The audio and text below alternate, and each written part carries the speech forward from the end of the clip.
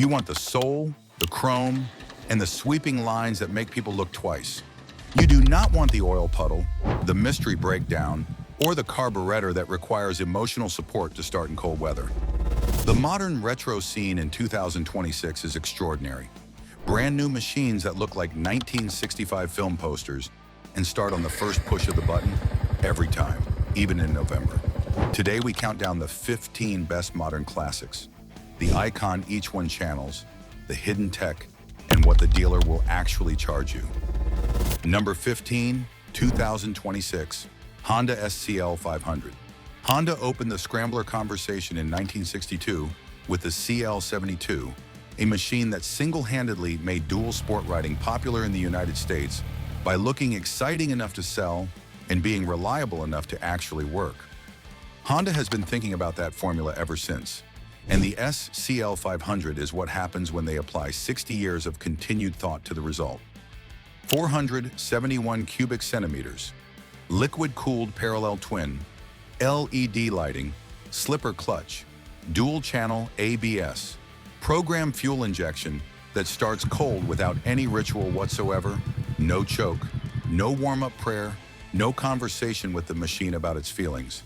You press the button and it runs. This is not remarkable by 2026 standards, but compared to the 1962 original, it is miraculous. At 419 pounds with a manageable seat height, the SCL is the scrambler that invites rather than intimidates. It handles city potholes, light gravel, and the occasional creative shortcut without flinching. You will not be jumping ravines on it, but you will arrive at every destination looking considerably more interesting than the person behind you on a gray crossover. Walk into a Honda dealer and expect to leave around $7,400 lighter.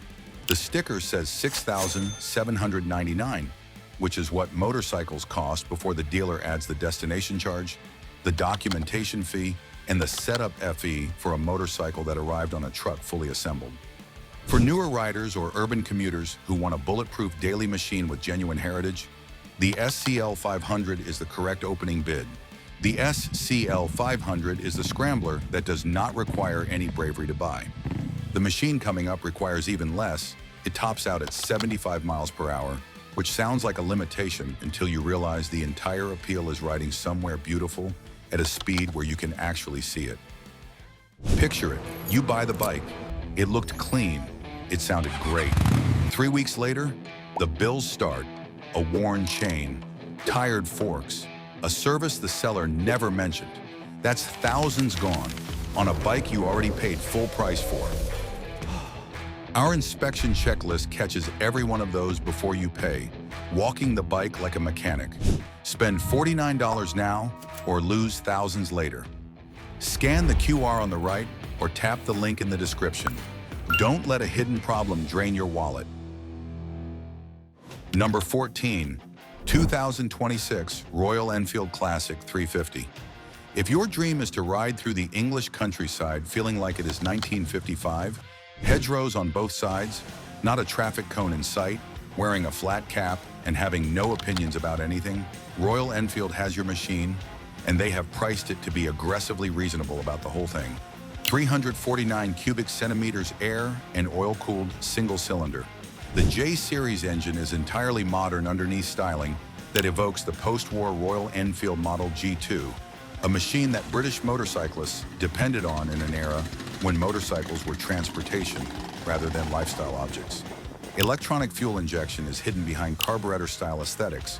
Dual-channel ABS lives underneath a machine that looks like it predates the concept of ABS by 30 years. There is a USB charging port. The 1948 original would have been confused. Here is the honest conversation you need to have with yourself before purchasing. It tops out around 75 miles per hour. This is a fact worth knowing in advance rather than discovering at the entrance ramp of a motorway. The Classic 350 is not a motorway machine. It is a backroads machine, a cafe machine, a slow Sunday morning machine. If you want to go fast, there are other options on this list. If you want to go happily, this is it. Around $5,200 out the door. The sticker is $4,599, which is the kind of number that makes people do a double take and check they are reading it correctly. They are. Royal Enfield builds these in India for a global market, and the economics reflect that honestly. An OEM oil filter for this machine costs approximately $6. This is not a compromise. This is a philosophy. The Classic 350 is the machine for riders who have decided speed is optional. The one coming up is for riders who want something that looks vintage but handles with a sharpness that the 1970s nameplate it references absolutely could not deliver. Number 13, 2026 Kawasaki Z650 RS. The 1977 Kawasaki Z650 was one of those motorcycles that the owners of rival machines looked at and felt a complicated mixture of admiration and irritation. Compact, punchy, fast, and priced at a point that made the competition look greedy. The Z650 RS takes that nameplate, takes the visual DNA, and quietly applies it to a modern parallel twin chassis that would have made the 1977 engineers either very proud or entirely obsolete. 649 cubic centimeters liquid-cooled parallel twin, assist and slipper clutch, a BS dual throttle valves giving the fueling a crispness that carburetor-era engineers dreamed about. Kawasaki went to the trouble of designing the cosmetic elements, the tank shape, the proportions, the instrumentation to actually match the original rather than just applying a vintage paint scheme to a modern naked and calling it heritage. The vintage looks are the headline.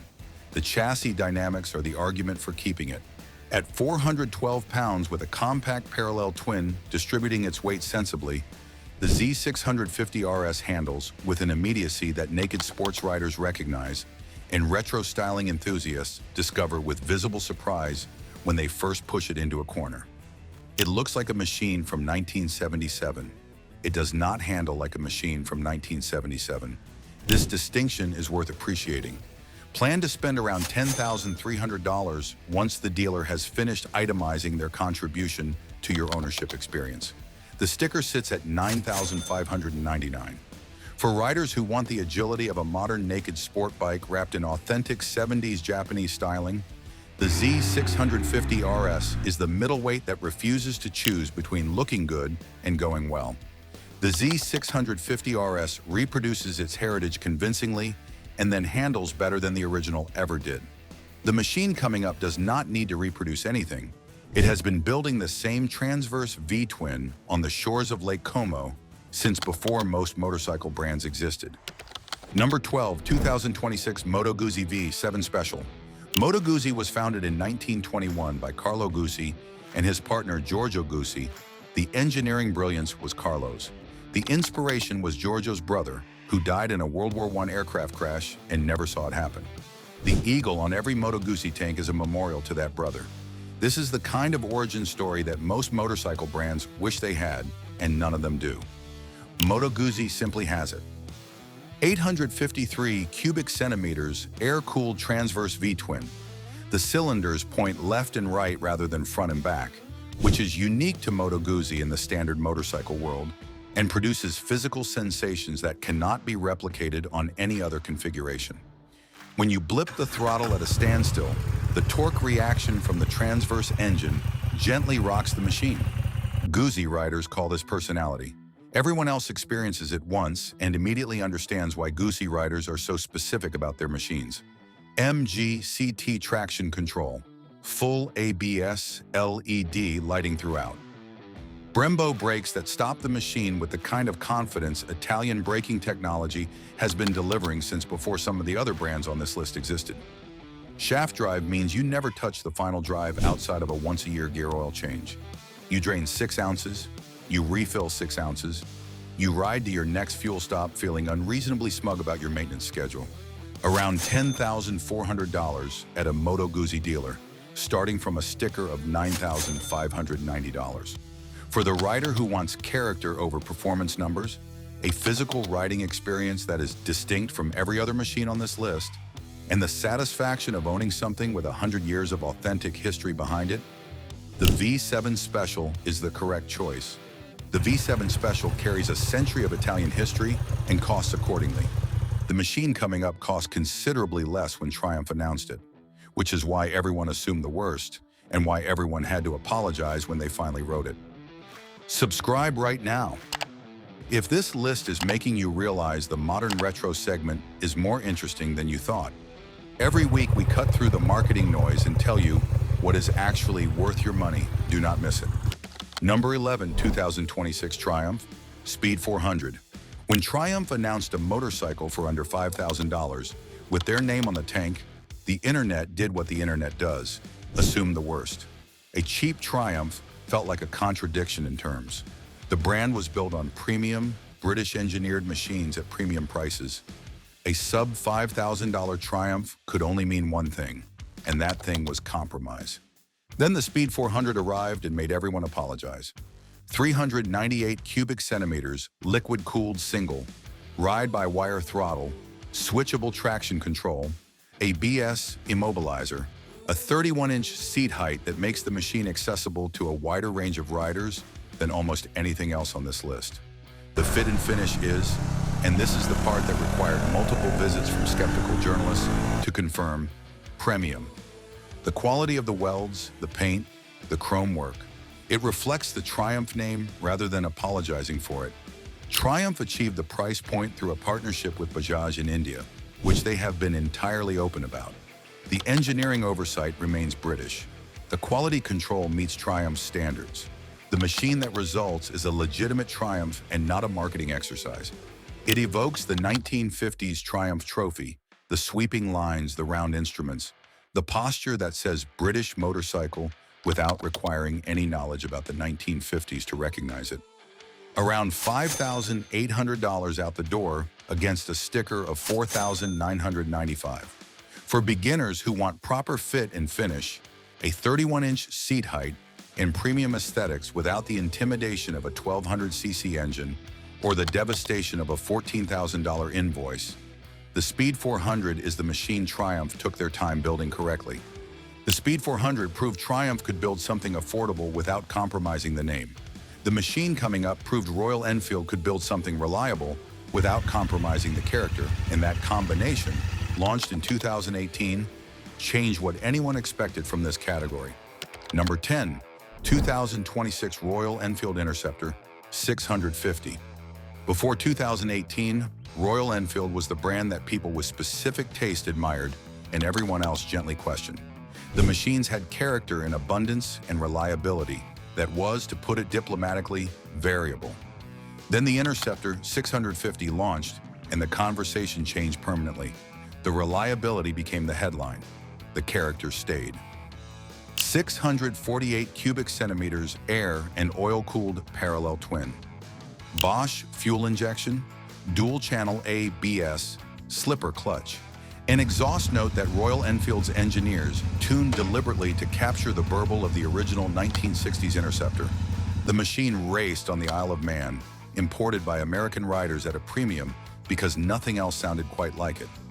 The modern machine honors that sound without pretending to be that machine. The air-cooled styling is honest, the engine is air-cooled, with supplementary oil cooling, not a liquid-cooled engine wearing a cosmetic cooling fin. The round instruments are genuine analog dials, not screen-styled to look analog. The chrome is real chrome. This level of honesty in the modern retro segment is rarer than it should be and deserves acknowledgement. The home mechanic finds the Interceptor irresistible because it is wonderfully simple to understand and work on. The aftermarket for it is enormous and growing daily. It is a blank canvas that takes modification well and comes standard with enough quality that modification is optional rather than medically necessary. Around $6,900 out the door from a sticker of $6,149. The value per dollar here is extraordinary. For the rider who wants maximum character, honest heritage, and a platform they can personalize over years of ownership without needing a second mortgage, the Interceptor 650 might be the smartest purchase on this entire list. The Interceptor 650 wins by being honest, honest materials, honest cooling, honest pricing. The machine coming up is honest about something different. It is an MT-09 wearing a costume, and that costume is doing nothing to hide the 117 horsepower underneath it. Imagine walking into a viewing holding all the cards.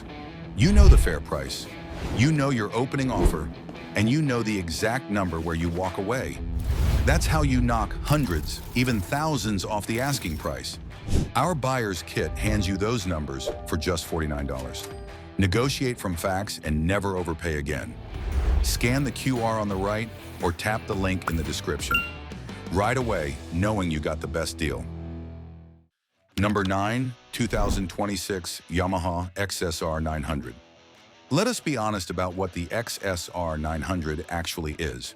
It is an MT-09, a machine that the motorcycle press has spent a decade describing with words like ferocious, unhinged, and addictive, wearing the angular, boxy aesthetic of 1980s Yamaha race imagery. The TZ racer lines, the early FZ stance, the visual language of an era when Japanese manufacturers were building machines so fast that governments eventually asked them to please stop.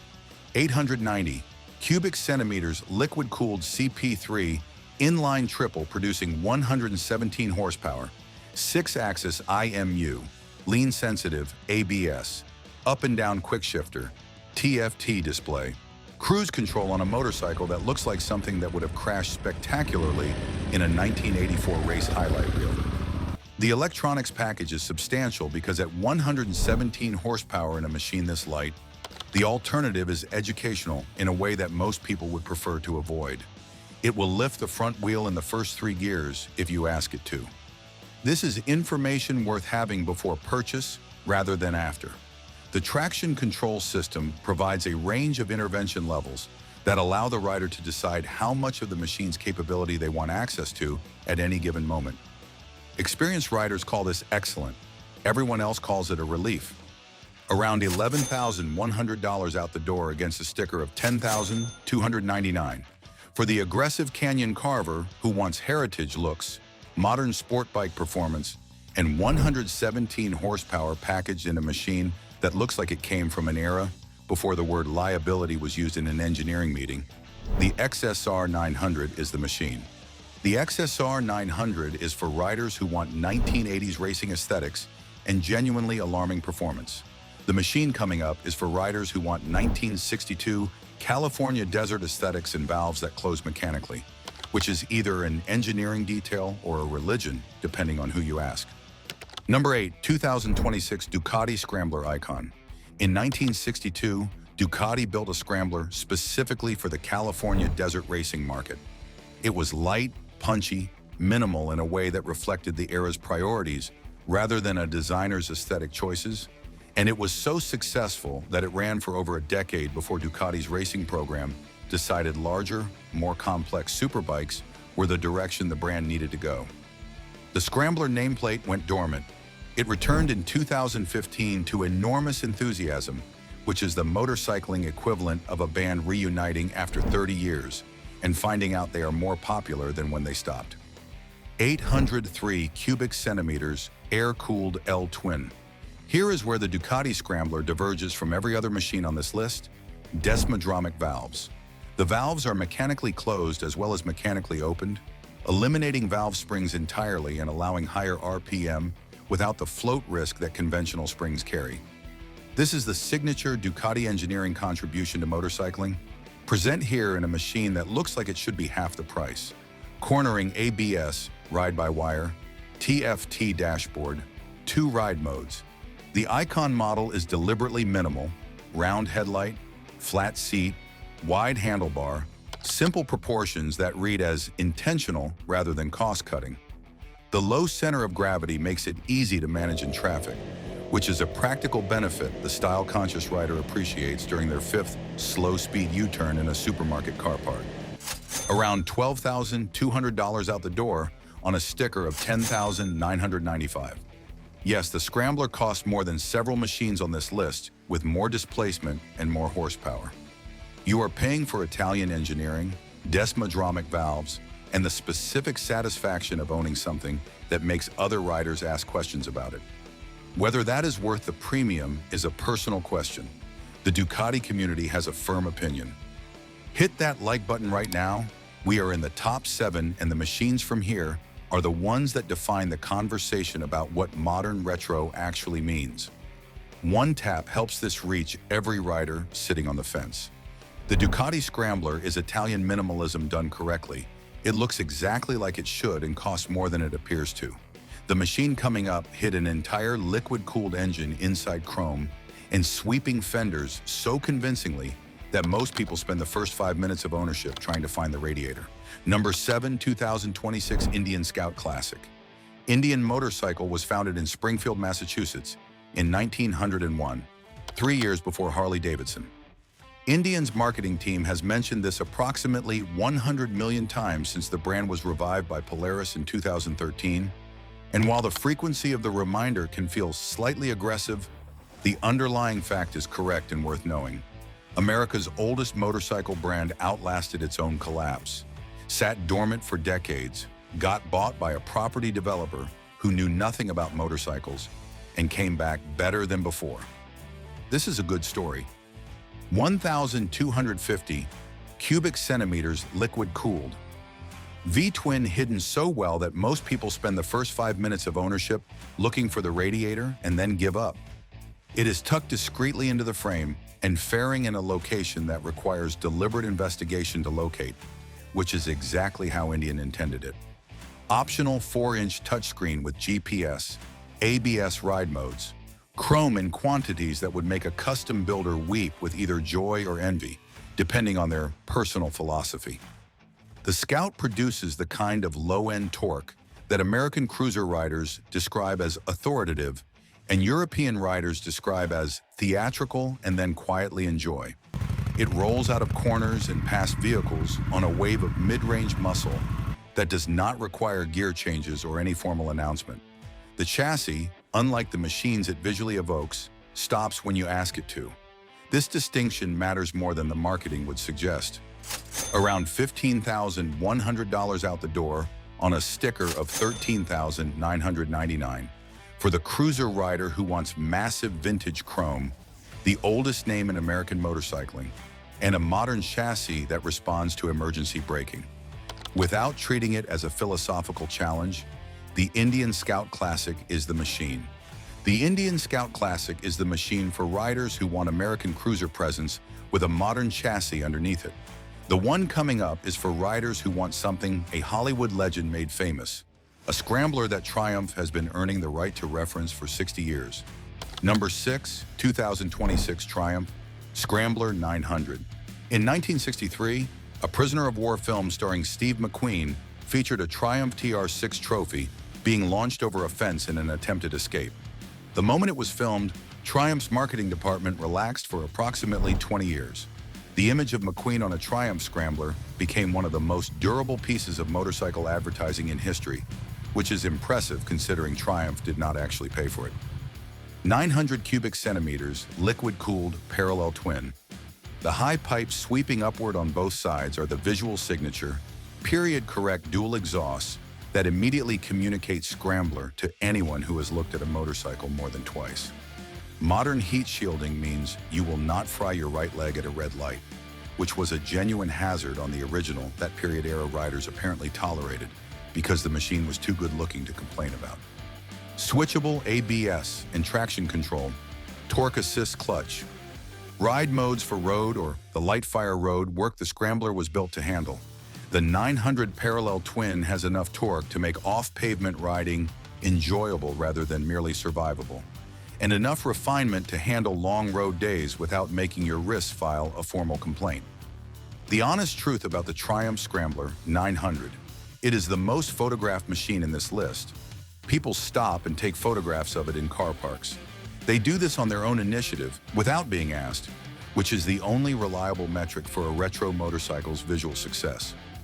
Around $12,600 out the door on a sticker of $11,495.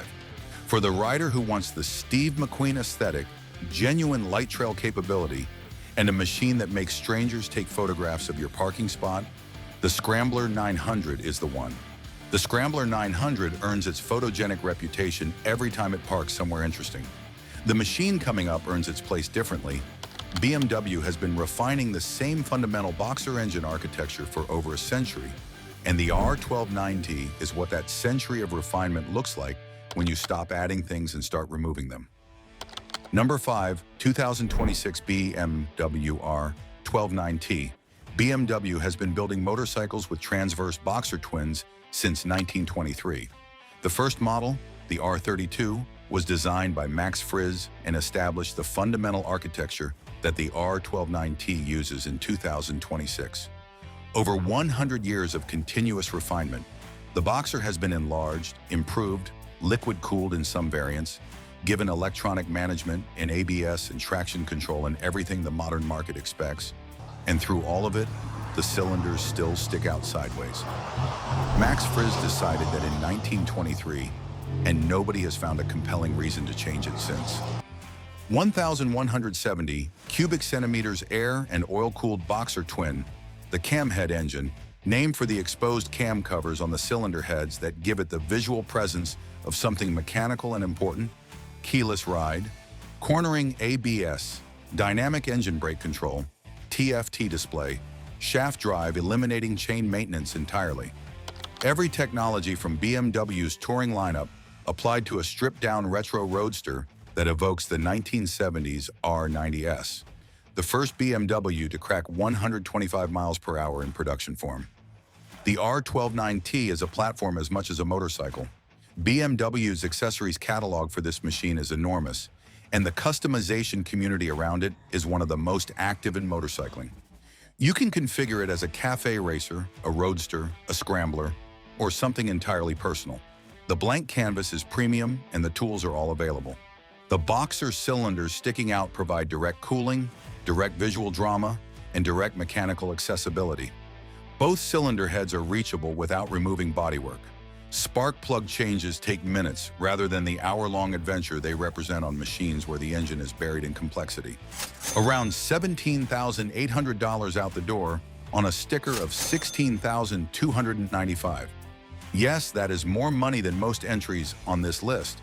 The question is what you get for the difference, and the answer is a century of engineering pedigree, an extraordinary accessories ecosystem, and build quality that never lets you down. For the rider who respects what that means, the R12 nineT earns it.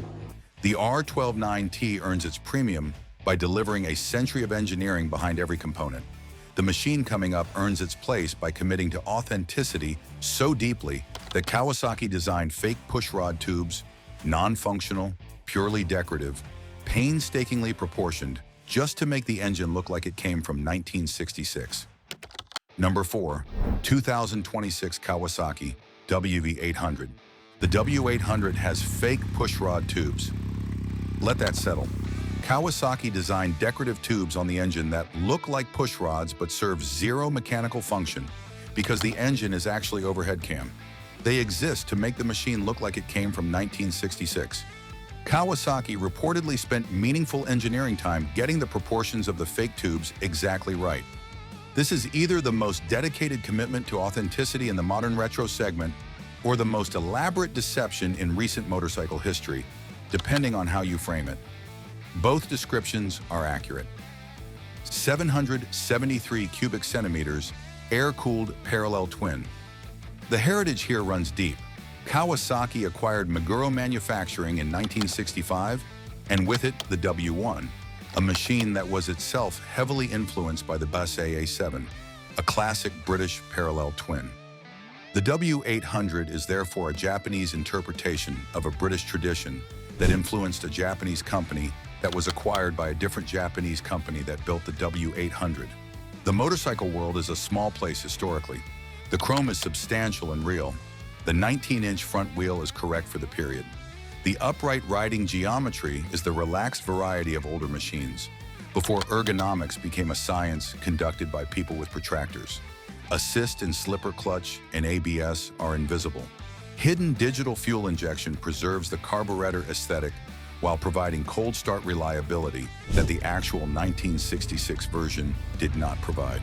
Around $11,200 out the door on a sticker of $10,399. Most people who see a W800 parked will ask when you restored it.